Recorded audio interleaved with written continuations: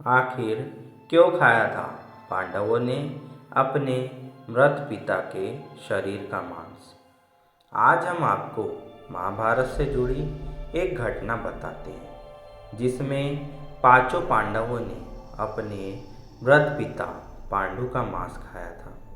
उन्होंने ऐसा क्यों किया, यह जानने के लिए पहले हमें पांडवों के जन्म के बारे में जानना पड़ेगा।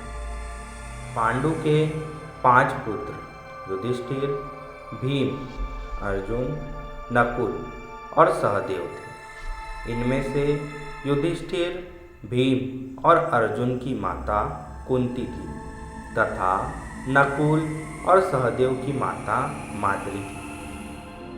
पांडु इन पांचों पुत्र के पिता तो थे, पर इनका जन्म पांडु के वीर्य तथा संभोग से नहीं हुआ था, क्योंकि पांडु को श्राप था कि जैसे ही वो संभोग करेगा उसकी मृत्यु हो जाएगी। इसलिए पांडु के आग्रह पर यह पुत्र कुंती और माद्री ने भगवान का आह्वान करके प्राप्त किए थे। जब पांडु की मृत्यु हुई तो उसके मृत शरीर का मांस पांचों भाइयों ने मिल बांट कर खाया था।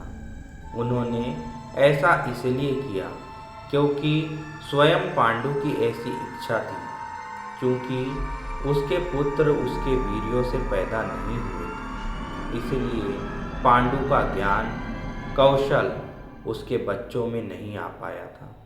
इसीलिए उसने अपनी मृत्यु पूर्व ऐसा वरदान मांगा था कि उसके बच्चे उसकी मृत्यु के पश्चात उसके शरीर का मांस मिल बांट कर खा लें, ताकि उसका ज्ञान बच्चों में स्थानांतरित हो जाए।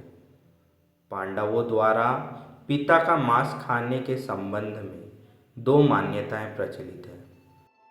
प्रथम मान्यता के अनुसार मांस तो पांचों भाइयों ने खाया था, पर सबसे ज़्यादा हिस्सा सहदेव ने खाया था, जबकि एक अन्य मान्यता के अनुसार सिर्फ सहदेव ने पिता की इच्छा का पालन करते हुए उसके मस्तिष्क के 3 हिस्से खाए।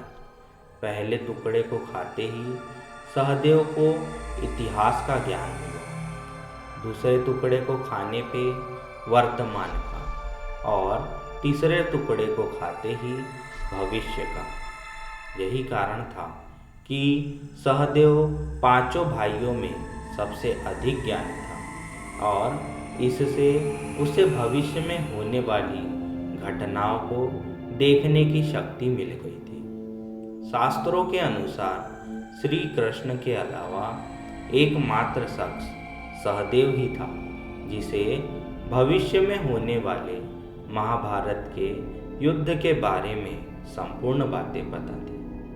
श्री कृष्ण को डर था कि कहीं सहदेव यह बातें औरों को ना बता दे। इसलिए श्री कृष्ण ने सहदेव को श्राप दिया था कि यदि उसने ऐसा किया तो उसकी मृत्यु हो जाए। तो दोस्तों, इसीलिए पांडवों ने अपने मृत पिता के शरीर का मांस खाया था। दोस्तों, अगर ये वीडियो आपको अच्छी लगी हो तो वीडियो को लाइक और हमारे चैनल को सब्सक्राइब करना ना भूलें और बेल आइकन पर भी क्लिक कर दीजिएगा।